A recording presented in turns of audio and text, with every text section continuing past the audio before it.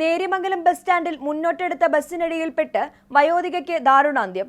മാമലക്കണ്ടം സ്വദേശിനി കൗസല്യ എന്ന 74-കാരിയാണ് മരണപ്പെട്ടത്.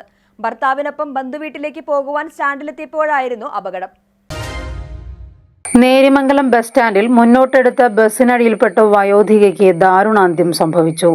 വ്യാഴാഴ്ച രാവിലെ 8 മണിയോടെയായിരുന്നു സംഭവം. മാമലക്കണ്ടം സ്വദേശിനി പാക്കാട്ട് വീട്ടിൽ തങ്കപ്പന്റെ ഭാര്യ കൗസല്യ എന്ന 74-കാരിയാണ് മരണപ്പെട്ടത്. മാമലക്കണ്ടത്തു നിന്നും കൗസല്യയും ഭർത്താവും നേര്യമംഗലം ഇഞ്ചത്തൊട്ടിയിൽ ബന്ധുവിന്റെ മരണാനന്തര ചടങ്ങുകൾക്ക് പോകുവാനായി നേര്യമംഗലം ബസ് സ്റ്റാൻഡിൽ എത്തിയപ്പോഴാണ് അപകടമുണ്ടായത്.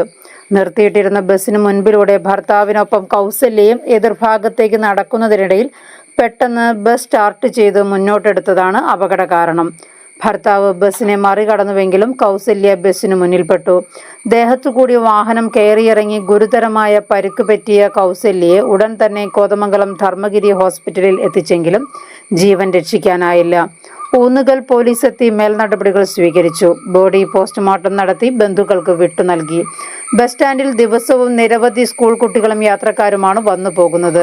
ഇവിടെ ഗതാഗതം നിയന്ത്രിക്കാൻ പോലീസിനെ നിയമിക്കണമെന്ന ആവശ്യത്തിന് കാലങ്ങളുടെ പഴക്കവുമുണ്ട്. എന്നാൽ അധികൃതർ അതെല്ലാം അവഗണിച്ചതാണ് ഇത്തരത്തിലൊരു അപകടം സംഭവിക്കാൻ കാരണമെന്ന ആക്ഷേപം ശക്തമാണ്.